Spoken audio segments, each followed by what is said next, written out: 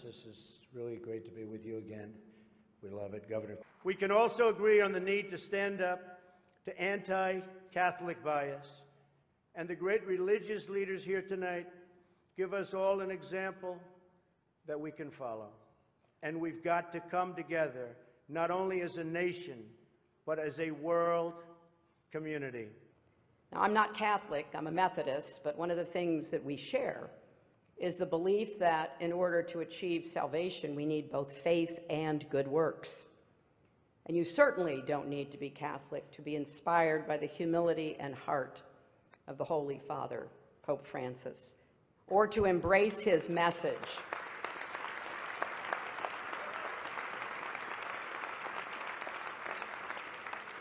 His message about rejecting a mindset of hostility, his calls to reduce inequality, his warnings about climate change, his appeal that we build bridges, not walls.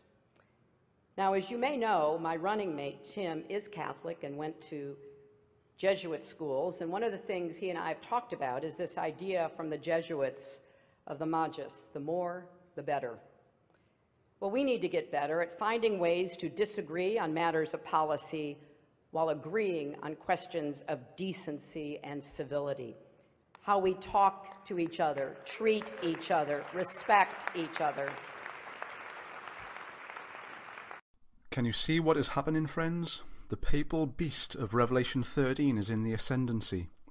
The image of the papal beast is almost completely formed in America. The final events of prophecy are upon us, and yet the churches are silent. The churches are silent. If there is no more protest, how can there be a Protestant church?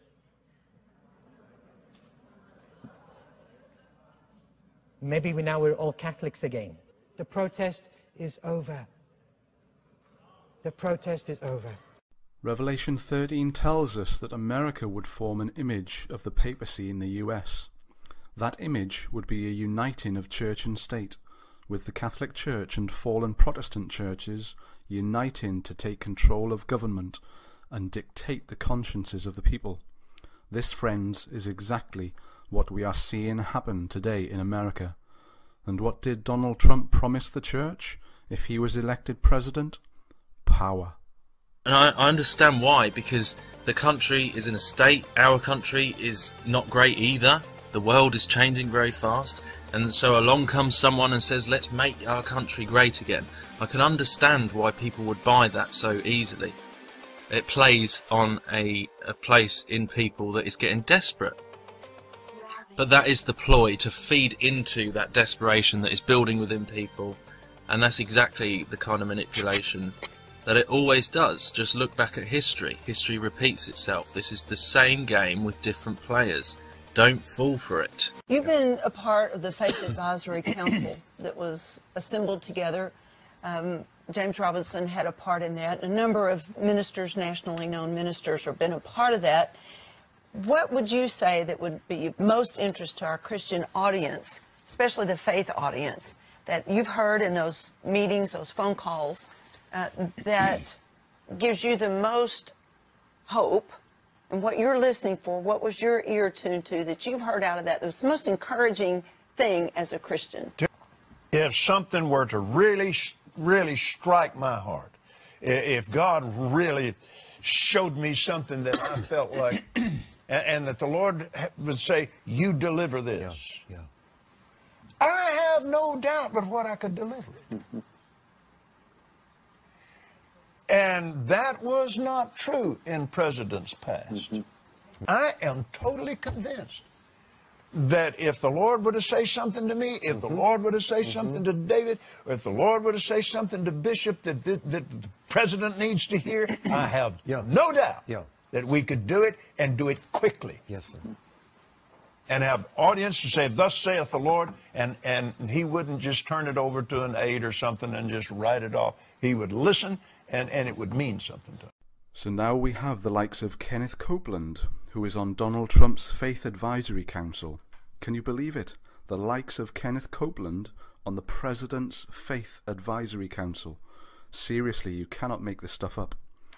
and Kenneth Copeland and co. know that they now have direct access to the President to deliver so-called messages from God. And what kind of messages are these going to be? Who is Kenneth Copeland and the rest of them in bed with now? Yes, the Pope. You cannot make this stuff up, seriously. This is prophecy fulfilling. The image of the beast is coming together in America. We can also agree on the need to stand up to anti-Catholic bias. And the great religious leaders here tonight give us all an example that we can follow. And we've got to come together, not only as a nation, but as a world community. Now, I'm not Catholic, I'm a Methodist, but one of the things that we share is the belief that in order to achieve salvation, we need both faith and good works. And you certainly don't need to be Catholic to be inspired by the humility and heart of the Holy Father, Pope Francis, or to embrace his message.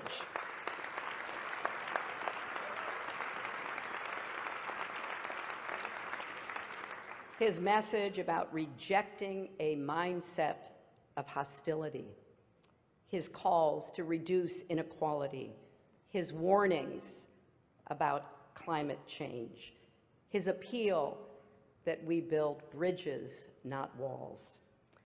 God has warned us in Revelation that any unity with Babylon and the beast system will see us lost and cast into the lake of fire. So this is a message of love, not hate. Yet the world rejects the truth that is found in Jesus Christ, and we are told to unite with Babylon and the world for the sake of peace and safety. And this is Satan's plan, to unite the world against God's truth. The churches and world leaders preach a unity without truth and apart from the Word of God. In the scriptures that we Jews and Christians and Muslims cherish, in the scriptures that we Jews and Christians and Muslims cherish. And what mindset has been created today? The leaders of both civil and religious powers have created this mindset in the world through the terrorism that they actually created themselves, that if you share God's truth and speak against the papal beast of Rome, or the fallen churches, or the state, then you are a terrorist. Can you see what's happening? We can also agree on the need to stand up to anti-Catholic bias. Well, I guess I'm in trouble then. The churches are wandering after the papal beast. The world is wandering after the papal beast, just as Revelation 13 foretold. Just look at the attendance of this yearly ecumenical meeting with the Pope. Every year an ecumenical meeting is held with the Pope, called the Conference of Secretaries of Christian World Communion. And the list of participants is staggering. The Anglican Church, World Baptist Alliance, the Orthodox Church, Seventh-day Adventist Church, yes, the Seventh-day Adventist Church, the World Lutheran Church, the Mennonite World Conference, the Moravian Church Worldwide, Pentecostals, the Salvation Army, the Quakers, the World Churches of Christ, the World Evangelical Alliance, the World Methodist Church, and the World Council of Churches. These are all coming together to promote unity with Babylon and returning back to their mother Babylon. And anyone who rises up against this unholy union, declaring the truth of God, will be persecuted. Persecution is coming. Persecution is coming, and yet the majority of God's professed remnant sleep and have not the Spirit of Christ to be able to stand in the time of trouble that is soon to break upon this world. Wake up, people, please.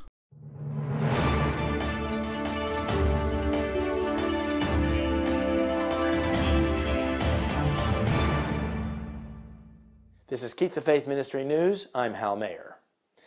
In order to defend himself against his critics, Pope Francis accused some Christians of having too much concern for the Ten Commandments, saying they suffer from cowardliness and warning that such people become paralyzed and unable to go forward. Popes have never been that concerned about keeping the Ten Commandments. That is the domain of the true followers of Jesus. In fact, those who truly love Jesus and have the Holy Spirit residing in their hearts will keep the Ten Commandments in honor of the Lord, including the Sabbath commandment. Obeying all the commandments, all of them, said the Pope, negatively, characterizing the thinking of such Christians, paralyzes you too. It makes you forget so many graces received. It takes away memory. It takes away hope because it doesn't allow you to go forward. Such people become confined souls who suffer from the sin of cowardice, the Pope added. In other words, keeping the Ten Commandments prevents progress. If you want to have hope, you cannot keep the Ten Commandments. This twisted logic is common in Roman Catholic teaching. The Pope's remarks were made during a homily in the Casa Santa Marta, where he lives in the Vatican. They appear to be in response to criticism for his support for giving the Eucharist to those who are living in adulterous second marriages, which contradicts canon law. Pope Francis recently suggested that people in these kinds of civil marriages should be able to receive the Eucharist. Some conservative cardinals have likened Francis' position to Aaronic priests who enable their flock to sin against the Ten Commandments, like the high priest Aaron in the book of Exodus, who built a golden calf to allow the Israelites to violate the first commandment. The papal position has traditionally prevented those who are not validly married and who are having sexual relations from receiving the Eucharist.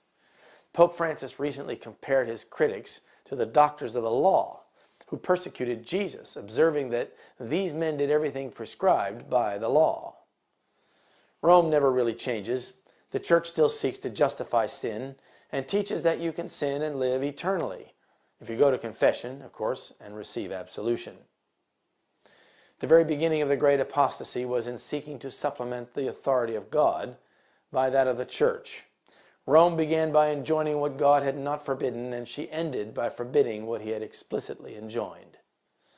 The Great Controversy, page 289 and 290. This is Keep the Faith Ministry News. Thank you for watching.